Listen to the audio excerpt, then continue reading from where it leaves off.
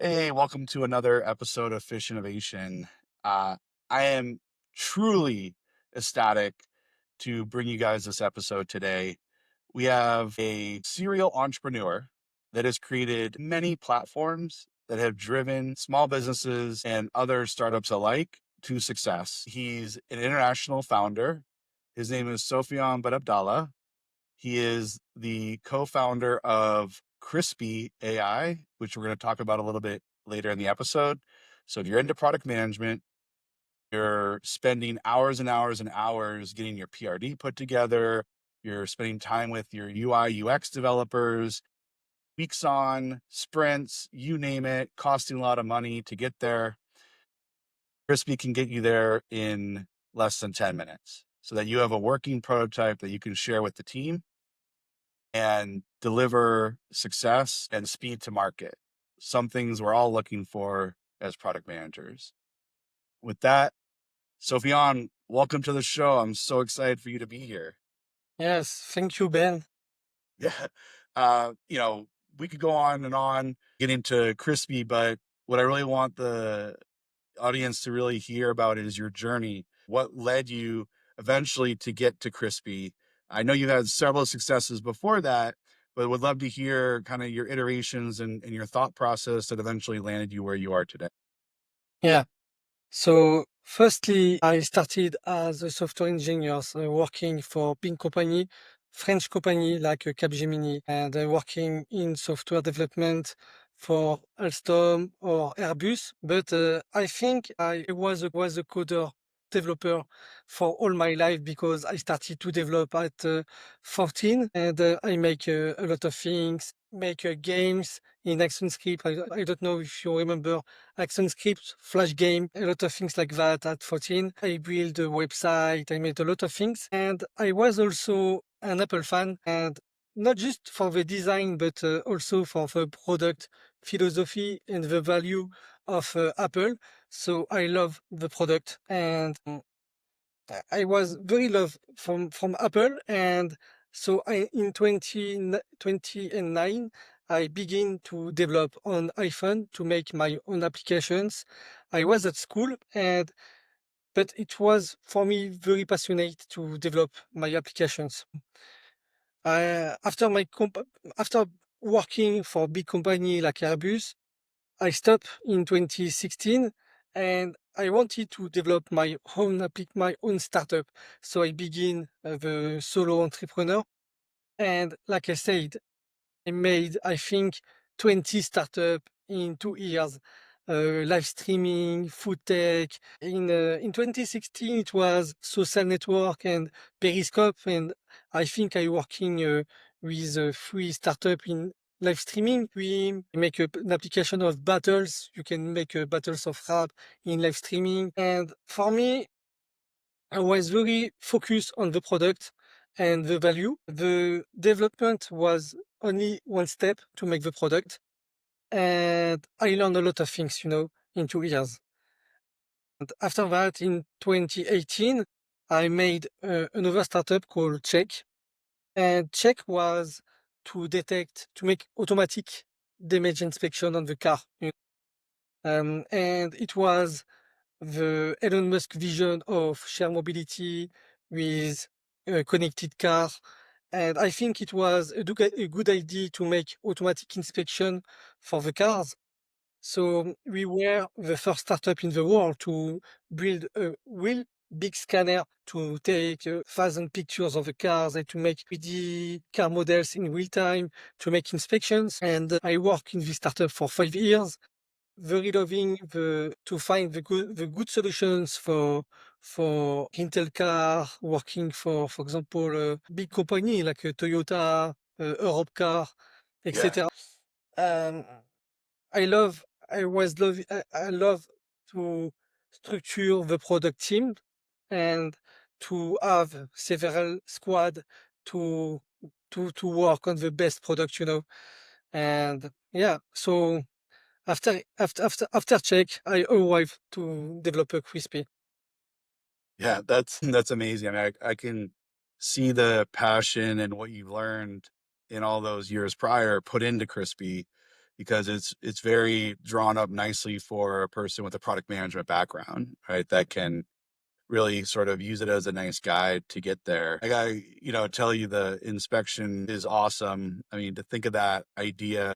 Coincidentally, today I spent 2 hours getting a car inspection done. They got to do every year. If I knew I could just sit at my house and submit it, automatically, great. Be more than happy to pay an extra few bucks than having to drive around town to go get that done. So that's amazing. So with Crispy, I know we've kind of talked about it at a high level. It's for product managers. It helps you see the vision, right? Like, what was the problem you were solving for when you came up with Crispy?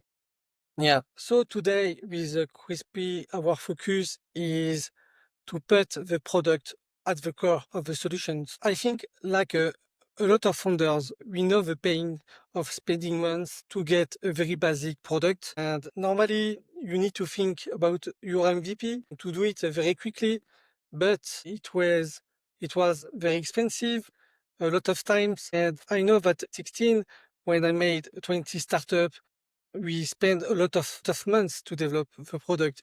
It need about 6 to 8 months to develop the first solutions to get feedback, etc. And with Crispy, we try to accelerate this phase of research to get uh, quickly a first solutions prototype to test it with your customers to get feedback and to make several iterations to understand really what your product need to do and to find the best value of your product. I mean, it's great. I mean, when we think about the field of AI, most folks probably listening to this are very involved in AI or have a broad general understanding of it. I mean, what's nice about AI is it can be more conversational from a consumer perspective, and you can have an ability to kind of work back and forth with an AI. What's nice here is we talked about product managers, but anybody could essentially get Crispy if they have an idea. They wake up and they're like, oh, I have this great idea for an app, right? I don't know how to explain it. I don't know how to describe it, but I can do it because I have Crispy. I can go on there. I can write out just in a few simple statements, like, I want to make an app that does this. Help me build it. And then Crispy's like, sure, no problem. And then Crispy goes, because it's AI, it's like, so by the way, well, that's a great idea. Have you thought about X, Y, and Z that you need to add in there? I didn't think about that. That's amazing. Who are you targeting? Who do you think would use this app? I probably should do some research, but you've kind of done that for me. That's amazing. All right, great. And so you get to see this. It's really just kind of built out for you through text, and then it converts the text into an actual working prototype that you could bring with you on your phone or on your computer and show someone, here's this idea I thought about this morning. What are your thoughts? And I think what's really cool is they show that you have that idea, but then the feedback that somebody gives you goes right back into the model and refines it. I mean, that live action, instantaneous feedback on product development, that's priceless. Yeah. I mean, one great example is, let's say you're in a meeting and you're sharing this, you're a product person, you're sharing this with the CEO, and the CEO goes, I like it, but what if we were to change the colors and I really want to see the customer journey look like this? Normally we walk back, go to our desk, work on it, pull together the team, do a sprint, add a story, go back and forth. How about you just show the CEO in a minute? Oh, okay, here, this is what you're interested in? Sure. Click, there you go. What do you think about that in the prototype? I like that. Or maybe that wasn't the greatest idea as a CEO for me to tell you that. Well, either way, we figured it out in a few minutes as opposed to spending a lot of resources and time. How are you seeing a lot of people use the platform today? Is it that kind of example, or where do you see a lot of its most use coming from? No, I think a lot of people use Crispy like you do. We work a lot with a lot of agency working for customers and to develop the first version of the applications. And we know that people love Crispy because they win time. And I think for people who don't have a knowledge in design, or some people they don't like, or maybe they don't know how to make a research, and just to make the text or the brief of customers. And after, the AI is going to ask you some questions to understand better the product, and you can visualize very quickly in a few minutes directly the product. And if you don't like, you maybe can make a new iteration. And I think this is how customers use Crispy today. And I think they would like to go to the next step. What would be that next step? Yeah, so we know that today a lot of people talk about vibe coding because they can learn to code without coding, just with the copilot. And I think with the AI, we decrease the time, like we said. You don't need months to develop a product. And with the vibe coding, you have a lot of people, junior developers, who want to learn coding, but they don't know how to code. And I think vibe coding is a good tool to learn the code and to understand better. But you are always in the code.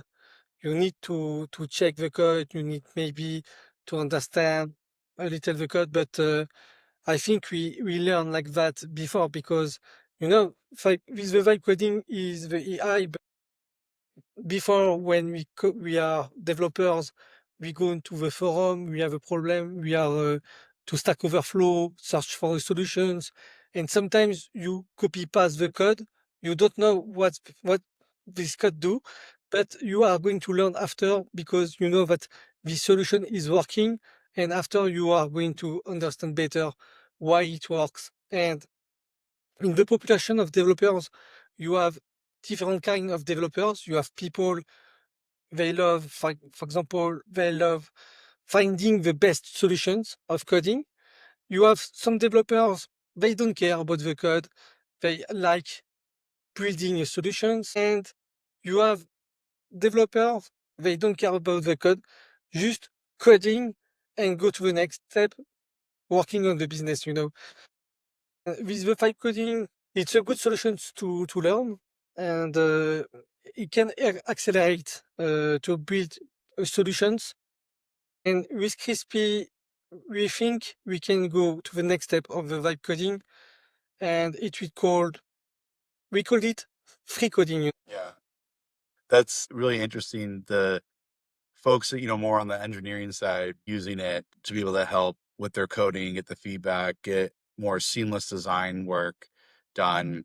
That makes a lot of sense. And then on the other side too, as well, like the strategy, uh, being able to see that quickly, those iterations and how things are moving. What I think is really interesting too is one thing we didn't talk about is the fact that Crispy actually provides the code for you. So you can generate this entire app, but it's not just something on a page, it's coding associated with it. So ideally, if we go back to that composite scenario of somebody who has an idea in the morning who creates it, they could essentially go and find a developer and say, hey, this is the idea I built. Here's everything about it. Please go and do the back end coding and the different tech stacks. Maybe you're a CTO, maybe you're a developer CTO, but now I can create this entire product and focus in on the sales and marketing behind it to drive interest. And of course, because the feedback is so relatively quick and can be embedded back into Crispy, you're essentially changing that code right away for people to see that. That's amazing. When people are using this code and testing it and going through, are you seeing them become more innovative? Like you mentioned, hey, sometimes you don't pay attention to the code or you just kind of go with it. Do you see them changing their behaviors and becoming better developers by using Crispy? Mm, I don't think so, because I don't think that people using Crispy is developer. We have some developers working in Yeah. very small agency, but almost every users are people of product team, or maybe I will tell someone you would like to learn to develop a product, but is not a developer. We make the features to export to the code, but this is in the workflow to, okay, the product team is going to work on the product, and if he wants, he can export the code and give the project from scratch to the developers, and the developer can continue in Cursor or something like that and build the back office. This is why I know that a lot of people would like to accelerate after they design the prototype. They would like to click on the button and to push on App Store or to publish the prototype, not a prototype, but building real applications. So this is what I said. It will be the next step of Crispy. And now we are working a lot to deploy the version 2 of Crispy, and the version 2 of Crispy will be able to make the database, build all the back office, and you will be able to push it on a button. You can also export the code, but you will be able to publish the application. Yeah, that's wow. So going back to that use case of somebody who has the idea in the morning and comes up with the idea, they could essentially just use Crispy from end to end to share with their friends, get that feedback, because of course that's important in product research. And then once they've gotten to that point where it's like, hey, this is a great MVP to go really test out and get some users on the platform, they can do it. And there'll be some iteration and all that. I mean, does somebody have to have like an engineering background or technology background to be able to do version 2? Is it like, nope, as long as you know how to use a computer and have an idea of what you wanna do, it's Yeah, good to go. yeah. Crispy, we believe that the vibe coding is just the beginning. And we think that the free coding is the next evolution, because you don't need to write code. And the code is used to build the application, but you don't need to see the code. The code was here to have a language to discuss with the machine. Because in 1960, when Microsoft began, you build application in binary. So you need to have a language, and the language was, you can say that, but it was a tool, to build the application. So I know that today the developers is very focused. It's React, is Angular, is uh, this language. But for a lot of people, they just want to build their own applications. And in Crispy, we noticed that a lot of people would like to build small applications. We speak about micro SaaS, is very a small application with only uh, 5 or 6 features, not a lot, not a big SaaS with a lot of features, but something very with few features, or maybe a custom internal tool for the company, and they would like to be focused on the product, not how we are going to do it. Yeah, well, yeah, that speed to market component, and then, of course, it's personalized to the company. So you've got all of your strategies built in, you're training the model to be more specific to your company from the enterprise view. And then from the individual, right? I mean, it learns from you kind of based on what you're looking to do.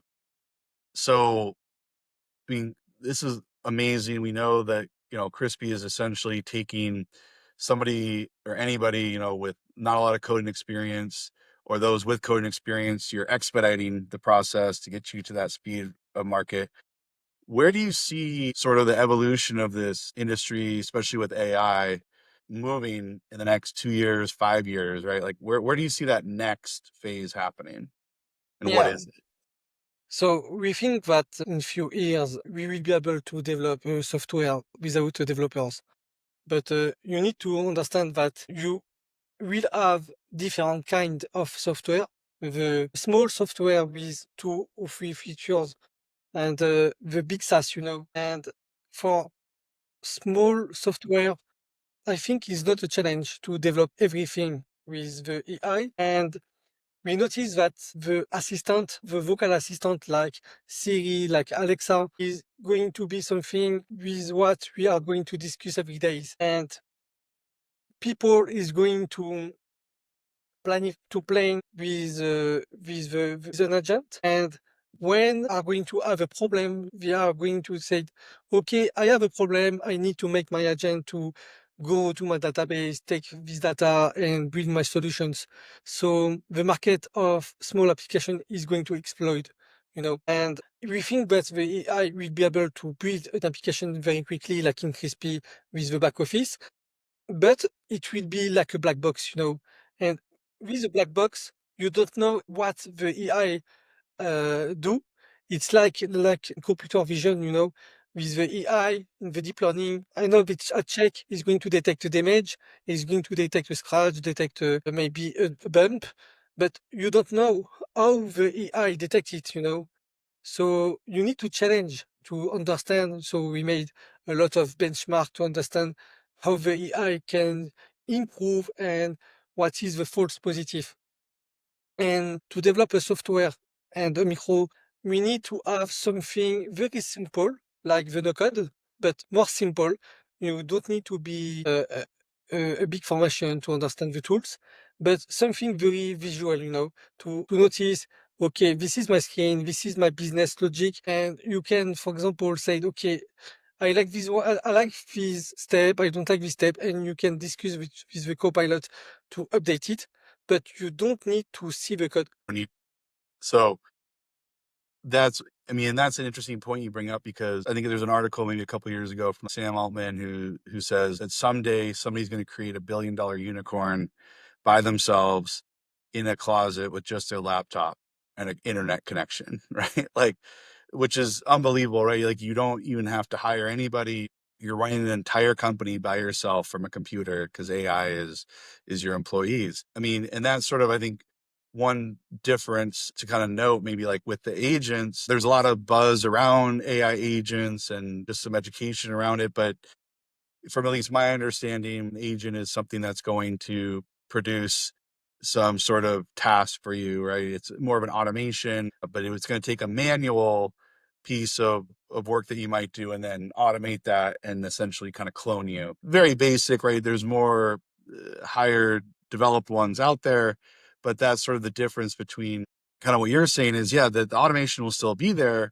However, you're still going to need these platforms, you're going to need these abilities and these people to integrate with both of them. You're just going to be doing it at a much faster speed than you would have before. And so that's kind of where this space is heading.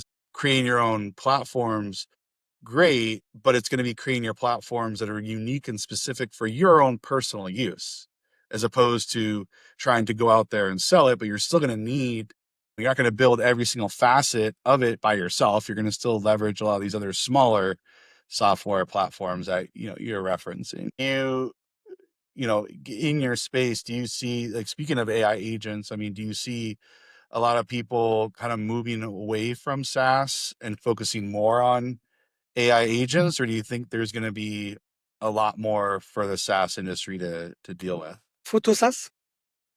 So when we think of SaaS, right, software as a service, it's sort of like an entire platform.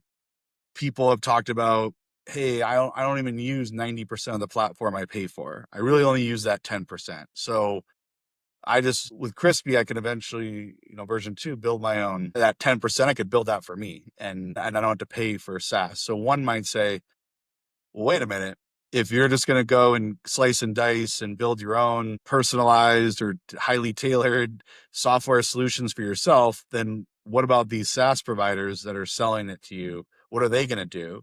So what I was asking is, do you see that happening where the SaaS field is going to shrink and really narrow in on just supporting these AI agents? Or do you still think people will, even though it's as easy, really simple to build it for themselves, do you think they're still going to do that? Or do you think they're going to say, you know what, no, I'd rather just go pay someone who already does it and learn that platform than build a platform based on how I think?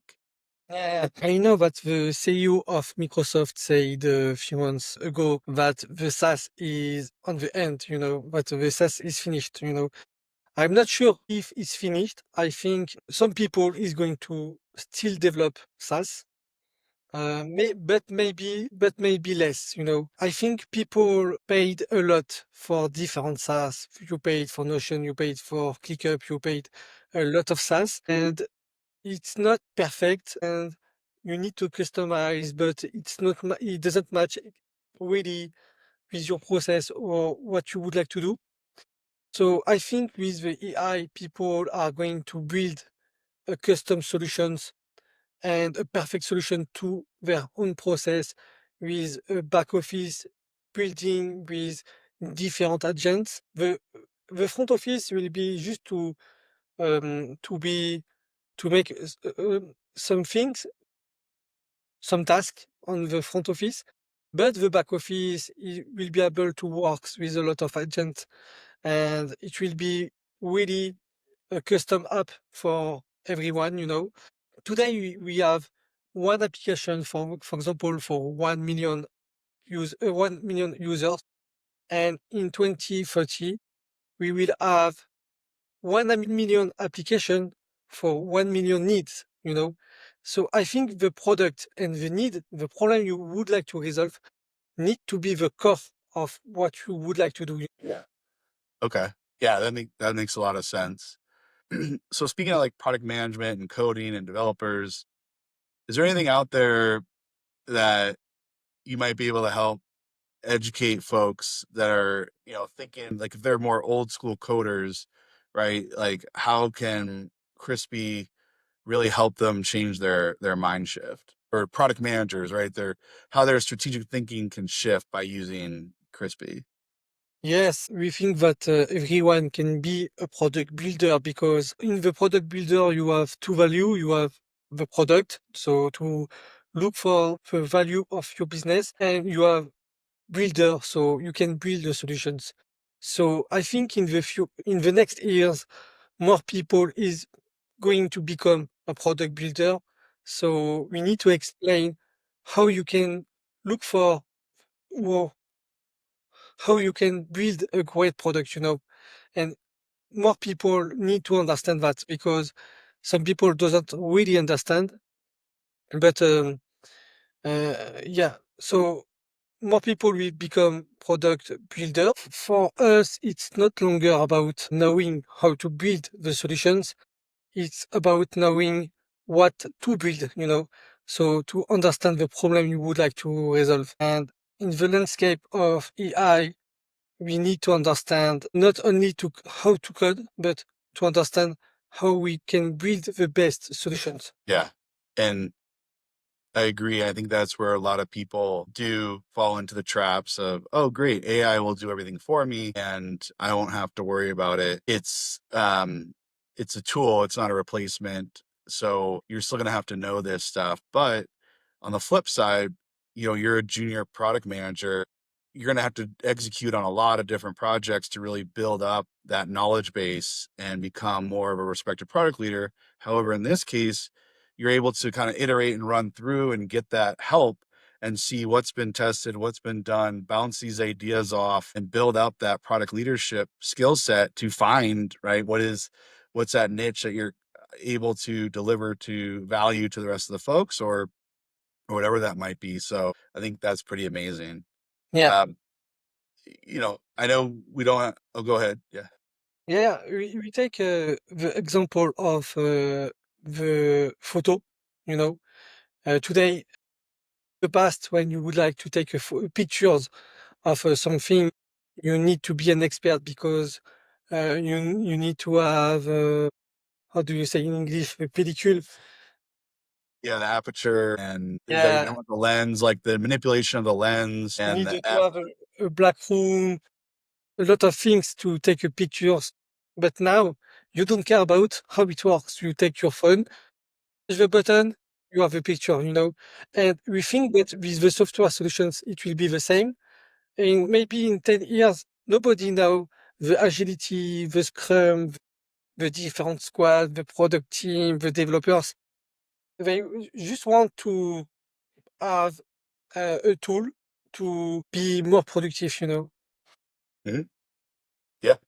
No, you're absolutely right. I mean, even though we can take a picture right away on our phone, everybody's quote unquote a expert in camera, in taking pictures.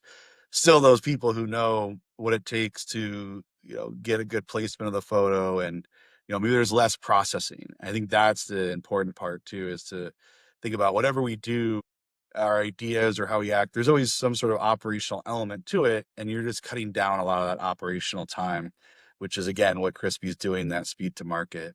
So I know we just have a little bit of time left. Is there anything else that you'd want to add for folks to know about? Yeah. Thank you, Ben, for your time. Well, no, I'm saying, is there anything else that you want to add that we didn't talk about today? Oh, no, it's okay for me. I have nothing more to add. So, yeah, so I think for people to find Crispy, they can go to your website, which we'll have in the show notes and as well as in the comments on YouTube, so people can find how to get access to Crispy. I'll cut this part out, but is there anything you want to add? Like, do you want to offer like a discount for them coming to you or through this channel, or it doesn't, I mean, however you want to do it.